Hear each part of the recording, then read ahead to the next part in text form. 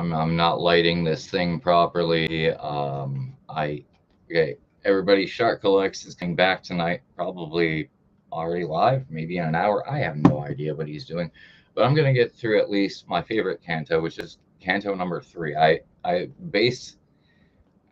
wrote an entire album worth of music when I was young and a musician, based on Dante's Inferno. So anyway, the vestibule of hell, the opportunities. Let me get to the actual. The poets pass the gate of hell and immediately assailed by cries of anguish. Dante sees the first of the souls in torment. They are the opportunists, scalpers. Those souls who in life were neither for good nor evil, but only for themselves. Mixed with them are those outcasts who took no sides in the rebellion of the angels. They are neither in hell nor or out of it. Extremely unclassified, externally, sorry, eternally unclassified, they race around and round pursuing a wavering banner that runs forever between them through the dirty air, and as they run through, they are pursued by swarms of wasps and hornets, who sting them and produce a constant flow of blood and putrid matter which trickles down the bodies of the sinners and is feasted upon by the loathsome worms and the maggots who coat the ground. Told you we were going to hell. We were only on the third canto here, and I'm just like laying the scenery out, Dante style. Mr. Alighieri knew what he was doing. The law of Dante's hell is the law of the symbolic retribution. As they sin, so are they punished. You know, God, yeah, God's got a lot of creativity. Either that or man is just straight up evil and wishes nothing but other evil people to have evil happen upon them. I'm pretty much on the latter of that side. Maybe that's just me. I don't know. As they sin, so they are punished. They took no sides, therefore they're given no place. Okay, so this is like Cliff Notes bullshit. I'm not going to read the rest of the Cliff Notes because if I have to do that, then it's not reading the book, it's reading the Cliff Notes. You can just go to, do people have Cliff Notes anymore? I don't know. You just AI it, who cares? I am the way into the city of woe. I am the way to the forsaken people. I am the way into eternal sorrow. Sacred justice moved my architect. I was raised here by divine omnipotence, primordial love, and ultimate intellect. Only those elements time cannot wear were made before me, and beyond time I stand. Abandon all hope, ye who enter here. That's the origin of that phrase. This book is the origin of the fucking phrase. Yep. It's hell, people. I mean, like, abandon all hope, ye who enter here is that's from whence this came. These mysteries I read cut into stone above a gate, and turning I said, Master, what is the meaning of the harsh inscription? And then he, as an initiate to a novice, here must you pay all division of spirit, and gather your soul against all cowardice. This is the place I told you to expect. Here you should pass among the fallen people, souls of those who have lost the good of intellect. You know, a definition of retarded. Anything that retards and holds back intellectual progress. Once again, yeah, my books have a theme. The ones that I like seem to have a little string running through them. Here sighs and cries and wails coiled and recoiled on the starless air, spilling my soul to tears. A confusion of tongues and monstrous accents toiled in pain and anger, voices hoarse and shrill, all sounds of blows and all intermingled, raised tumult and pandemonium that still whirls in the air, forever dirty with it, as if a whirlwind sucked at sand. And I, holding my head in horror, cried, Sweet Spirit, what souls are these who have run through this black haze? And he to me, These are the nearly soulless, whose lives concluded neither blame nor praise.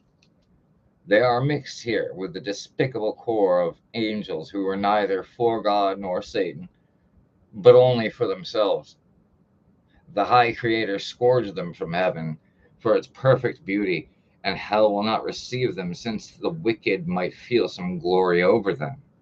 Think about that. Glory over someone else while you're in hell. Think about that one. Kind of go ahead and comment Nephilim and I'm an alien hybrid and all that stuff. All the you know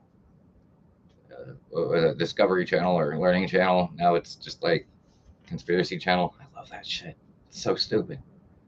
Who invented the pyramids? Oh, shut up. Sorry. Scores from heaven, the hell will not receive them. And the wicked might feel some glory over them. And I, master, what gnaws at them so hideously? Their lamentations sons the very air. They have no hope of death, he answers me. And in their blind and unattaining state of their miserable lives have sunk so low that they must envy every other fate. Imagine. Imagine that sort of limbo. Everybody's like, oh, okay, limbo is kind of like, no, think about this. Limbo is almost worse than hell. I'm out of purgatorio. It goes from Paradiso to Purgatorio to Inferno. We're in Inferno. I started at the end because hell is just way more fun than purgatory or heaven, especially when it's in verse, not prose. No word from them survives their living season. Mercy and justice deny them even a name. Let us not speak of them. Look and pass on. I saw a banner there upon the mist, circling and circling. It seemed to scorn all pause, so it ran on, and still behind it it pressed a never ending rout of souls in pain. I had not thought death had undone so many as had passed before me in that mournful train, and some I knew among them. Last of all, okay, yes, Dante Alighieri mocks quite a few people from a lot of his colleagues of the era in this book. He compares a lot of people that I don't know, that were against him, were his ops. Is that what you kids are saying now? No cap. I don't know. Get your eyes off the iPad and pick up a fucking book. Anyway, and so I knew among them, like I said, he makes reference to these people, and he will make reference to them as biblical offshoots, but they are actually much like the Book of Revelation or a lot of other prophetic books or religious texts that were somewhat political like this. They worked them in because there were no late night talk shows on TV 5 nights a week back then, so they couldn't get cheap shots off and then be like and still go on with the same fucking thing that we have always done. And once I understood for certain these were of that retrograde and faithless crew, hateful to God and to his enemies. These wretches, never born nor never deed, never born and never dead. Deed. Yeah, I'm a moron. Never born and never dead, ran naked in a swarm of wasps and hornets. They goaded them with the more and more they fled, and made their faces stream with bloody gouts of pus and tears that dribbled to their feet, to be swallowed there by the loathsome worms and maggots. God, that's a picture. Imagine that. Well, I'm hoping you're imagining that. I did just kind of disgustingly describe it. Then, looking onward, I made out a throng assembled on the beach of a wide river, whereupon I turned to him, Master, I long to know what the souls these are, and what strange usage makes them as eager to cross as they seem to be in this infected light. At which the sage, all this shall be made known to you when we stand on the joyless beaches of Acheron. Acheron. Acheron? Acheron. Not even I can pronounce everything. Sorry. Acheron. I should know this, but I don't. And I'm not Googling it because I'm in the middle of a live. You Google it. You're not.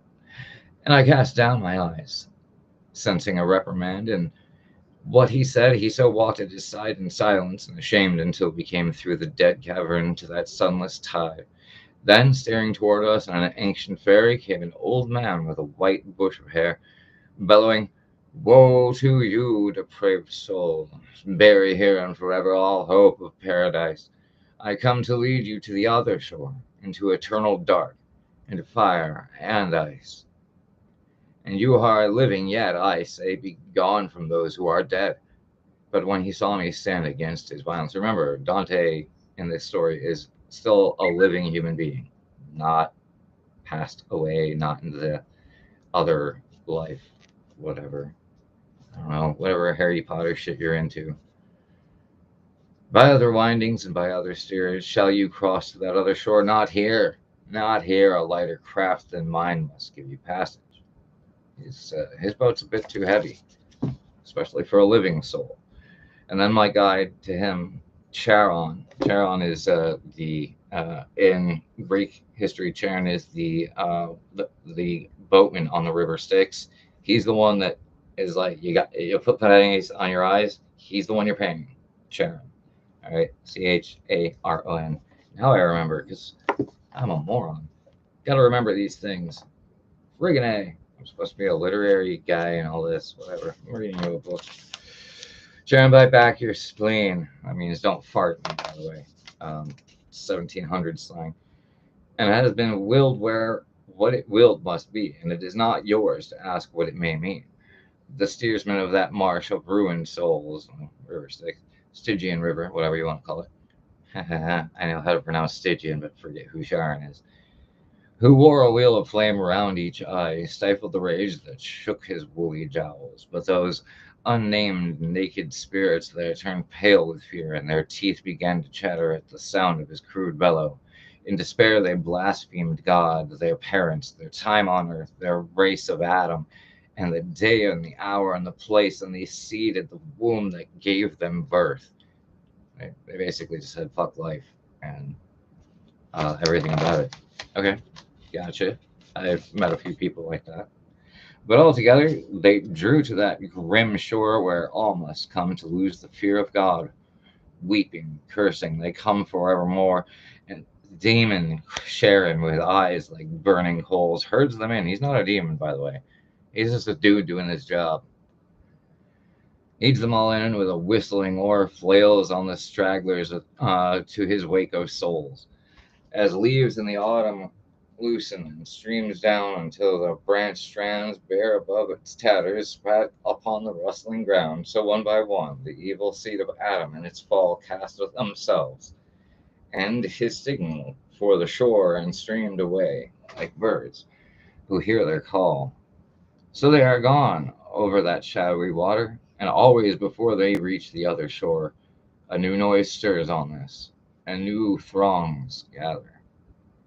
My son, the courteous master said to me, he's being led by Virgil. In Greek literature, Virgil is wisdom. The name Virgil means wisdom, guidance. So, thus, Virgil is leading him through heaven, hell, and paradise. Or, well, purgatory, sorry. My son, the courteous master, said to me, all who die in the shadow of God's wrath converge to this from every clime and country. I'm supposed to sing here. I'm not singing. It's like he wrote this like it was an old. It's supposed to be a song. That's why this is Canto 3. Canto is just Latin for song. Song 3. Sorry. And I'll pass over eagerly. For here, divine justice, that's capitalized, divine and justice. That would be indicative of deity. So divine justice would be God. Divine justice transfers and spurns them, so their dread turns wish. They yearn for what they fear. No soul in grace comes ever to this crossing. Therefore, if Sharon rages at your presence, you will understand the reason for his cursing. Where he had spoken, all the twilight country shook so violently, the terror of it bashes me with sweat even in memory.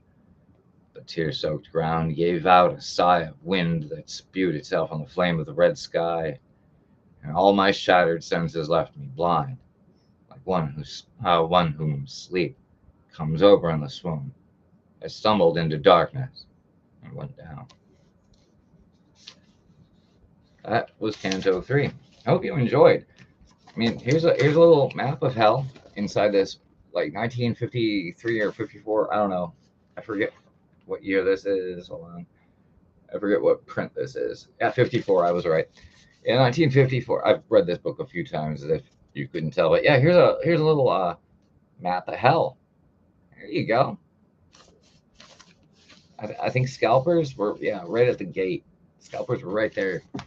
Be you hot or be you cold, be you lukewarm, the Lord will spit you out of his mouth. If you guys can find that in Psalms, go ahead and post that in the link. You might actually win a Pokemon card because I'm friggin' weird like that. I do things. I don't know why, but I do them. Enjoy whatever. Do things. Don't read a book. Read a fucking book. Just read a book. Like actually take time. I don't care if you're just read a book. Thanks for taking time out of your day to stare into the void. Go look at SharkCollect's video.